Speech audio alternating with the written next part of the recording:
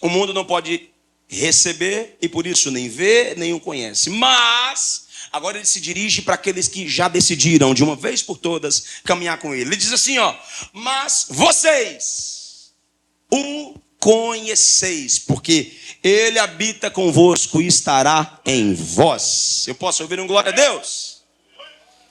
Então Jesus está trazendo uma das revelações mais poderosas antes de Paulo registrar o que nós lemos como base da nossa reflexão. Então, Jesus, em outra porção da Escritura, ele vai dizer assim, ó, olhe para cá, ele vai dizer assim em outra porção das Escrituras, ó: é para o bem de vocês que eu vá. É para o bem de vocês que eu vá. Em outras palavras, Jesus estava dizendo assim, ó: a comunhão com o Espírito Santo, depois que eu for assunto aos céus, deve ser a prioridade da vossa vida. Como nós lemos no texto de João, ó, o Espírito da verdade que o mundo não pode receber, né? Porque não vê, nem o conhece, não conhece, mas vós o conheceis, porque habita convosco, estará em... Coloca o 18. Não vos deixarei órfãos, voltarei para vós. É interessante que Jesus, ele vem também abolindo toda possível crise de abandono existencial. Nunca se viu pessoas que têm pais, eu digo pais mesmo, pai e mãe, tem pais espirituais, tem irmãos e amigos que podem, sabe, que a gente pode contar com eles, mas ainda assim existem pessoas que vivem na solidão, numa carência, por aprovação e por uma série de coisas. Outros que vivem num ciclo de dependência emocional sem precedentes. É por isso que a maior necessidade dos nossos dias, apesar de ser importante você lutar pelo que você acredita, você, sabe, correr atrás dos seus sonhos, o mais importante é, antes de toda e qualquer coisa dessas, sei que você quer casar, sei que você quer arrumar um bom emprego, sei que você quer se profissionalizar, eu sei que você quer adquirir a sua casa própria, eu sei que tem tantos planos que são divinos para a sua vida, e eu creio que o Senhor está neles, eu creio que alguns desses sonhos o Senhor colocou no teu coração, mas nenhum desses sonhos se compara à comunhão com o Espírito Santo. Então, meus amados, Jesus disse, ó: é para o bem de vocês que eu vá, porque se eu não for, ele não vem. E o Jesus, ele prossegue dizendo que o Espírito Santo, ele cumpriria uma das principais obras dele, que é nos guiar em toda a vontade de Deus. Mais do que sentir, mais do que se arrepiar, em algum momento você vai se arrepiar, você vai sentir algumas coisas, mas não se baseie por sensações. Eu não estou dizendo que você não vai sentir coisas. Eu não estou dizendo que você não vai se arrepiar, você vai sentir. Mas você precisa entender, acima de todas as coisas, o seu fundamento não é sentimentos. Diga glória a Jesus. O seu fundamento precisa ser a palavra de Deus.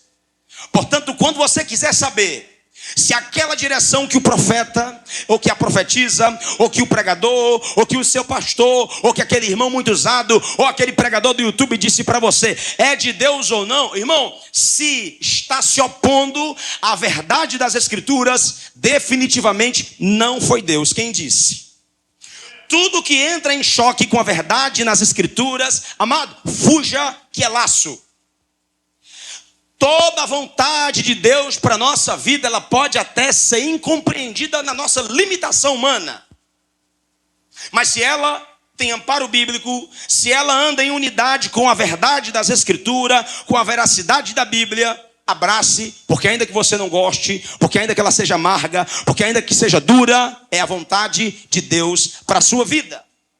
E acredite, na maioria das vezes a vontade de Deus vai desagradar muita gente.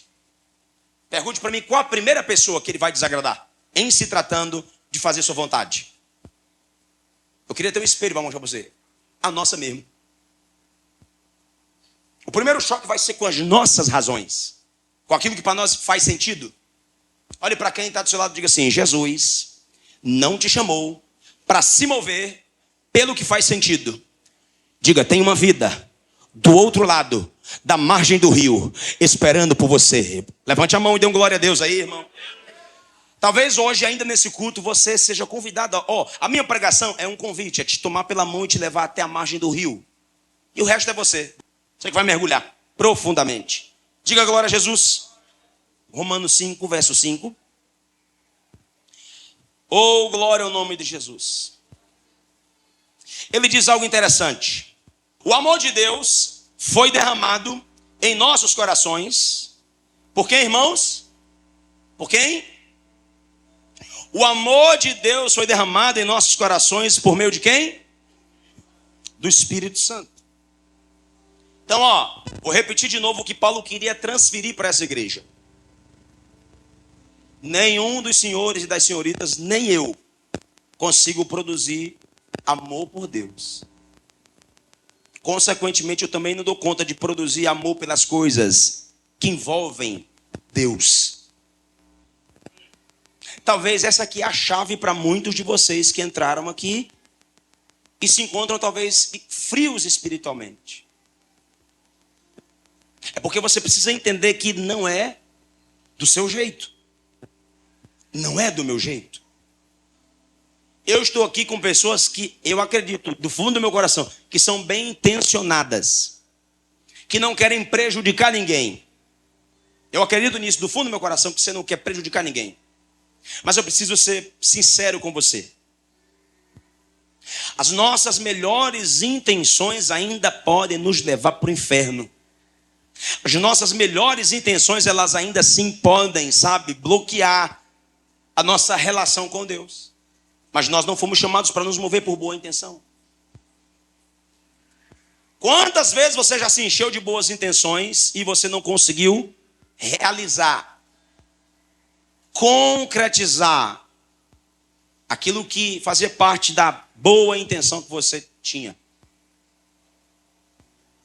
Talvez só nesse momento aqui, à luz desse texto, você já entenda uma verdade profunda, simples, mas profunda.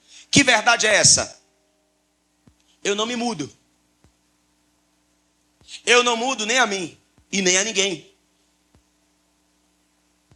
O que é que eu faço? Eu decido. Eu escolho.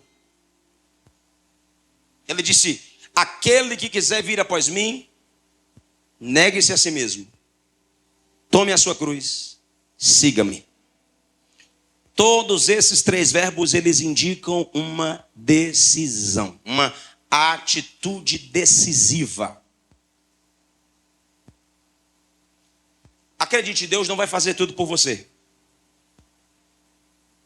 Mas decidir você pode. Eu preciso de ajuda para decidir a coisa certa. Você tem a palavra de Deus. O Espírito Santo, ele tem um compromisso de alinhar eu e você à vontade perfeita de Deus. Então,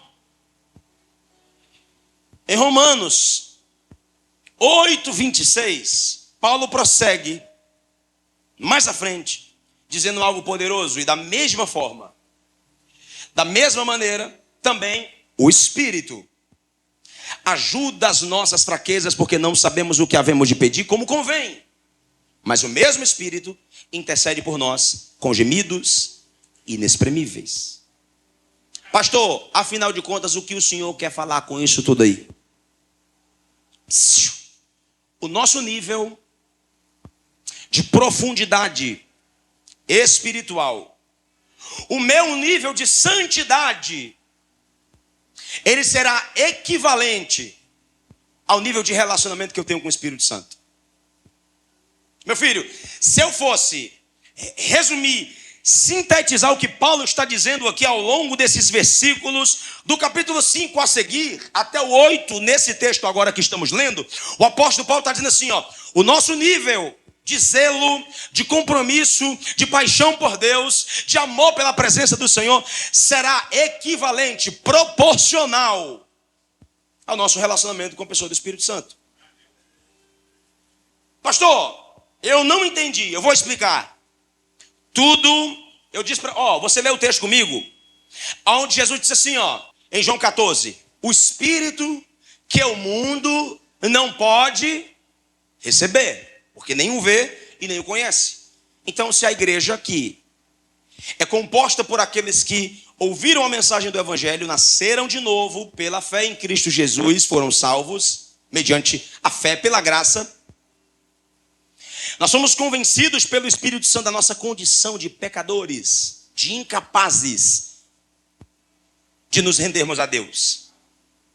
Nos arrependemos, crendo na obra completa de Jesus no Calvário, e recebemos a moradia do Espírito Santo. Só que a gente precisa entender que Ele é residente em nós, mas Ele também deseja ser presidente da sua vida. Ele não quer só ser residente, Ele quer ser presidente, Ele quer decidir por você. Ele quer dizer, Carol, não faça isso, faça isso. Ele quer dizer, Diogo, vem para cá, não vai para lá. Quando o apóstolo Paulo diz que o Espírito nos ajuda nas nossas fraquezas, o que Paulo está dizendo em Romanos 8:26 é que quando nós não sabemos a direção, a obra do Espírito Santo nos orienta a tomar a decisão que precisamos tomar. Mesmo que você não tenha um conhecimento amplo de todas as coisas, se o Espírito Santo te der uma luz, se Ele te der uma orientação, siga a liderança dEle. Dará tudo certo. Você não será frustrado. Se você obedecer à liderança do Espírito Santo, querido, você não vai tropeçar.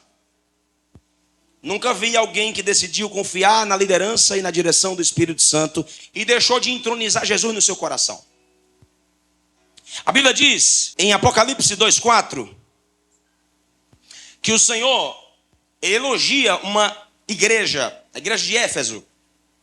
E Ele diz para aquela igreja assim, ao anjo da igreja de Éfeso: isto diz aquele que tem à sua destra as 7 estrelas, que andas no meio dos 7 castiçais de ouro. Conheço as tuas obras, o teu trabalho, a tua paciência, e que não pode sofrer os maus, e pusestes à prova o que dizem ser apóstolos e não são, e tu achastes mentirosos. E sofrestes e tens paciência e trabalhastes pelo meu nome, e não te cansastes. Era uma igreja incansável, trabalhadeira, guerreira, apologética. Ela lutava contra os falsos mestres, os falsos apóstolos, aqueles que se diziam ser apóstolos e não eram. Ela tinha um discernimento aguçado. Tenho, porém, contra ti. Olha só, era uma igreja, ética, moral e teologicamente perfeita, aparentemente. Nós estamos diante de uma igreja que, aparentemente, ela traz uma perfeição. Aparentemente. Mas no verso 4, o Senhor traz uma denúncia sobre essa igreja. Ele diz: tenho, porém, contra ti, que deixaste o teu primeiro amor. Lembra-te, pois, de onde? De onde? De onde? Para quem caiu, o que é necessário?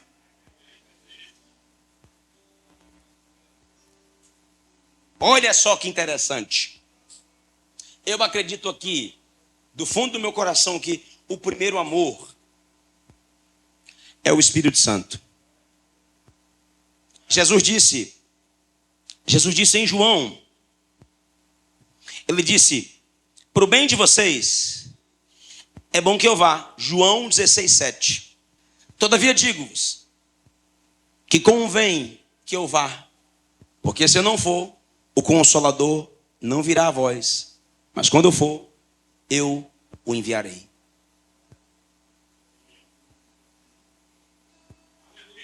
Então a nossa prioridade deve ser nossa comunhão com Ele. Glória a Jesus. Coloca para mim Efésios 1:14, o qual é o penhor da nossa herança para a redenção da possessão adquirida para o valor da sua. Esse penhor aqui, ele está falando do Espírito Santo, viu, irmãos? Diga, Ele é o meu penhor. O apóstolo Paulo aqui está falando que o Espírito Santo é precioso. É a nossa joia mais preciosa. E nós temos que guardar a comunhão com Ele como quem protege uma joia raríssima. 2 Coríntios 13, verso 14. A graça do Senhor Jesus e o amor de Deus e a comunhão do Espírito Santo seja com todos. Ao Espírito Santo é conferido um atributo relacional. É como se no Espírito Santo, na pessoa do Espírito Santo, nós encontrássemos o atributo relacional de Deus. Jonathan Edwards, ele chamava isso de santas afeições. O que ele estava dizendo é que o Espírito Santo, nele contém as emoções de Deus. É por isso que ele se entristece. A Bíblia diz que ele tem ciúme de nós. É por isso que a Bíblia nos convida a não entristecer ao Espírito Santo de Deus. Em Isaías tem um texto que a Bíblia diz que, em se tratando do Espírito Santo, que nós podemos afligir o seu Espírito. É por isso que Paulo, na Nova Aliança, no Novo Testamento, ele nos convida a algo que é desafiador, mas é possível. Ele diz: não apagueis o Espírito, não entristeçais o Espírito. Ele não diz, não entristeçam a Jesus, não entristeçam ao Pai. Ele está dizendo, não entristeçam porque o Espírito Santo sente. Paulo, na carta aos Romanos, ele diz que o Espírito Santo, ele prescruta, ele conhece a mente de Deus. A Bíblia diz, Paulo, numa revelação poderosa, ele diz que o Espírito Santo, ele sabe o que está na mente de Deus. É nesse momento que Paulo diz assim, por isso, as coisas que o olho não viu, o ouvido não ouviu, nem subiu ao coração do homem, são as coisas que o Senhor reservou. Quando Paulo declara esse texto bíblico, ele está falando sobre o Espírito Santo. Se Jesus disse, é necessário que eu vá, porque se não for, ele não vem. Jesus está dizendo, a prioridade da igreja, porque o Espírito foi dado à igreja, aos salvos. E olha para cá, tudo o que Deus fará por nós e em nós, através de nós, será por meio do Espírito Santo. Então eu não vejo razão para um crente não querer amar o Espírito Santo. Amar o Espírito Santo não vai te fazer competir com o seu amor por Deus, porque Paulo diz que, Cristo em nós é a esperança da glória. E o que é isso? Cristo em nós é o Espírito Santo habitando em nós, direcionando a nossa vida, guiando os nossos passos. Eu posso ouvir um glória a Deus? Ele não é uma força mística, ele não é mero poder, ele não é alegria de fim de culto, ele é uma pessoa, ele é Jesus em nós, habitando em nós, residindo em nós. Mas ele também quer assumir o governo, o controle das nossas vidas. Apocalipse 2. Tenho, porém, contra ti, verso 4, que abandonaste. Diga assim, abandonou. É uma decisão. Essa igreja decidiu voluntariamente, deliberadamente. Irmão, ninguém forçou. Não foi o Satanás aqui, viu? Não há nenhum momento aqui no texto o Senhor falando ao anjo da igreja, o diabo se levantou de novo. Não. Abandonaste o teu primeiro amor. Ele está dizendo, você escolheu. Você decidiu. Voluntariamente. Deliberadamente. Não houve intervenção. Nós temos aqui, amados, conheço tuas obras. Trabalho árduo, com perseverança. Não tolera pessoas más. Pois aprova aqueles que se declaram apóstolos e não são. E descobristes que eram impostores.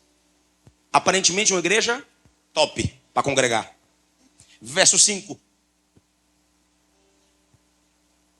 Lembra-te, pois, de onde caíste. E volta à prática das primeiras obras. Que obras eram essas? É interessante, Jones, que a Bíblia diz, para eles voltarem ao primeiro amor e voltar às primeiras. Que obras são essas? Adivinha? O fruto do Espírito. Ou seja, eu posso ser um pastor que prega bem pra caramba, mas eu posso ser um sem futuro. Eu posso ser alguém religiosamente assíduo às atividades da igreja. Eu posso ser alguém extremamente, sistemático com relação a estar ativo na programação da igreja, servindo nas escalas das dinâmicas do culto.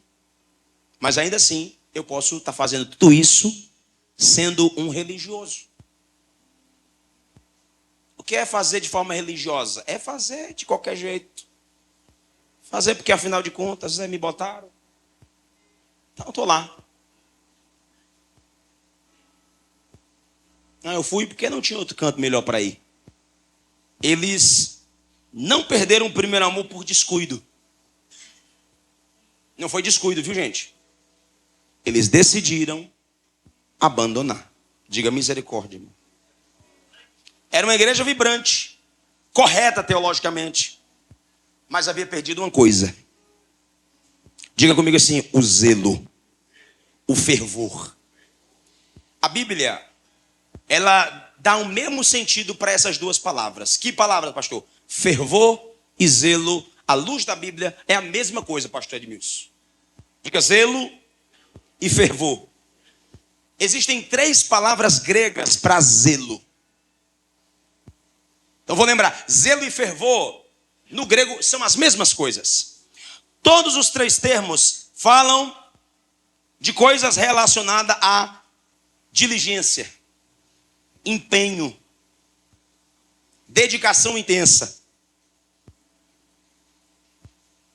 Então fervor fala de estar em chamas. É uma paixão ardente, intensa, ativa pelo Senhor e não passiva. Um dia perguntaram para John Wesley assim: como é que você faz para juntar tanta gente na Inglaterra tão fria para ouvir os seus sermões? Tem um segredo aí por trás disso aí, porque não é normal. E aí ele disse assim, eu me ponho em chamas e toda essa gente vem para me ver queimar na presença. Eu me coloco em chamas, é uma decisão. Ele estava dizendo: eu me rendo, eu pago o preço da comunhão, da intimidade, da entrega. Eu decidi viver uma vida onde as minhas paixões, elas não norteiam as minhas decisões. Eu decidi viver uma vida guiada pelo Espírito. Eu posso ouvir um glória a Deus? Então essa igreja perdeu o fervor, irmão. Isso fala de frieza espiritual. Vocês vão ficar com raiva de mim, viu? Mateus 24:12, mas eu vou mostrar na Bíblia, para vocês não ficar com raiva. O que é que diz aqui o texto? No 3 você vai ler comigo. 1, 2, 3. E por causa da multiplicação da maldade, o amor da maioria das pessoas se esfriará. Em outras traduções, as mais comuns diz assim, e por se multiplicar a iniquidade, que é pecado, né? Deliberado. O amor de muitos. Então, não sou eu, tá? Olha aqui o texto, Biblicamente, frieza está associada a pecado. Não é normal, velho, o crente viver direto frio. Eu sei que é pesado, mas é Jesus que falou isso aqui. Foi eu não, tá? Você passa a luta, você está cansado, faz parte, sim ou não? Quem nunca, gente? A gente não é uma máquina, a gente é um ser humano e precisa descansar, comer, não é não? Ter tempo de qualidade com a sua família. Eu vi um glória a Deus, mas aleluia dos vasos. Mas amados, tá cansado direto, não é normal, gente. O problema, sabe qual é o problema? A gente precisa aprender a não entristecer o Espírito Santo e entender o que isso quer dizer. Porque a gente acha que pecado é adultério somente.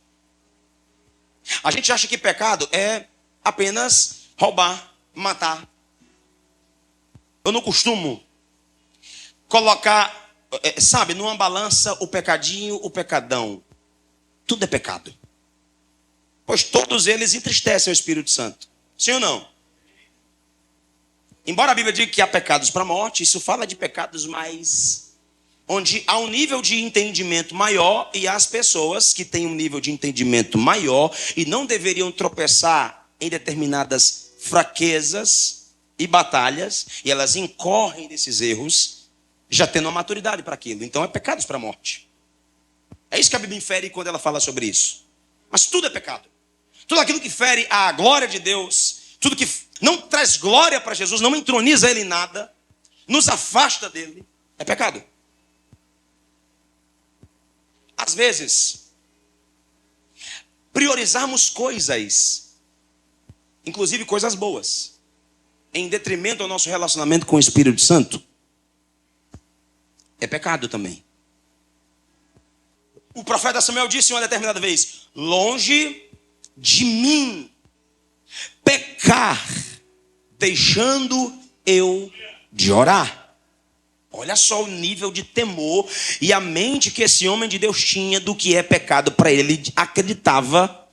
O temor que ele tinha, a reverência, a devoção, a vida piedosa que ele tinha com Deus era tão intensa que ele disse assim, ó: longe de mim pecar contra o meu Deus, deixando eu de orar. Olhe para quem está do seu lado e diga assim: parar de orar. Diga: parar de desenvolver relacionamento com Deus por meio da oração. Pecado, irmão. Você fica emburrado comigo, mas irmão. E por se multiplicar a iniquidade, é coisas que a gente vai abrindo concessões. Você percebe que a linguagem que a Bíblia diz é de uma queda. A perca do fervor é considerada como queda. Não, pastor, porque antes eu pulava na igreja, eu plantava bananeira, eu falava língua estranha, mas agora eu amadureci. Eu sei a maturidade que você está ganhando. Você está ouvindo mais o mundo do que Deus. Você está deixando as más notícias aí fora tomar o lugar das revelações e das promessas, das coisas que Jesus falou no teu espírito. Há anos ele vem lembrando a você. Não é porque ainda não concretizou, não aconteceu, que deixou de ser Deus falando contigo naquela madrugada, naquela vigília, naquele culto, naquele estado, naquela casa. Pegue no ombro de quem está do seu lado e diga assim: Jesus não mente. Diga: Ele vela por cada palavra. Eu sinto a presença dele aqui nesse lugar. E não é porque as coisas não estão indo bem que ele deixou o controle. O seu fervor pode estar na baixa. Mas eu tenho uma notícia boa para você. Primeiro a ruim. Fervor é queda. Você acha o radical nas minhas colocações? Essa colocação bíblica não é minha. Eu não estou aplicando o texto e interpretando de forma equivocada. O texto considera o esfriamento como queda. Lembra de onde tu caíste e volta. Volta. Volta. Não é alguém que está longe, está perto. Volta. Volta, você está perto. Volta. Volta, volta, volta, volta. Ninguém cai do dia para a noite. Percebeu isso? A gente vai abrindo concessões. Uma mentirinha acolá, para se beneficiar. Às vezes até para não prejudicar alguém. Uma conversa torta ali, outra acolá. Sementes vão entrando. Vão entrando. Vão entrando. E à medida que você vai abrigando essas inverdades que não são as verdades do reino, não tem valores no reino. Da mesma forma que o Espírito, à medida que ele vai te enchendo, tudo que não foi Jesus que semeou no teu interior vai saindo. Quando você começa a ouvir as circunstâncias externas, quando você começa a ouvir a dúvida, o fruto do Espírito perde o seu lugar de influência nas nossas vidas. Porque o homem, sabe, natural passa a governar, dirigir nossas vidas. causa da iniquidade, do pecado de muita gente, o amor de muitos tem esfriado. Diga comigo, a perda do fervor espiritual equivale a uma queda. Ah, mas eu não consigo mais, pastor. A preguiça monstra de levantar a mão. Tu não era assim não, criatura. Eu me lembro de tu. O pau podia estar quebrando. Interessa quem vai pregar. Interessa quem está cantando. O meu Senhor merece o melhor. Sabe qual é o nojo do diabo? É quando você não tem motivo nenhum. E você diz, eu te louvo, Senhor. Está doendo, mas eu te adoro. Eu não estou conseguindo sentir, mas eu te amo. Está difícil, mas eu não troco a tua presença por nada. Eu não sei no que vai dar nisso aqui, Senhor. Não sei como é que vai terminar esse culto. Eu não sei como é que esse problema vai ser resolvido. Mas eu te amo, Jesus. Eu não troco a tua presença por nada. A tua presença é a pérola mais preciosa, de valor imensurável que eu tenho na minha vida. E eu não abro mão dela por nada, Senhor. Aleluia. Você tem que soltar as coisas do mundo. Não há dois pesos, duas medidas, irmão. Vem chorando, mas vem com Jesus. Vem gemendo, mas fica com Jesus. Deixa quem quiser falar, fica com Jesus. Deixa criticar, fica com Jesus.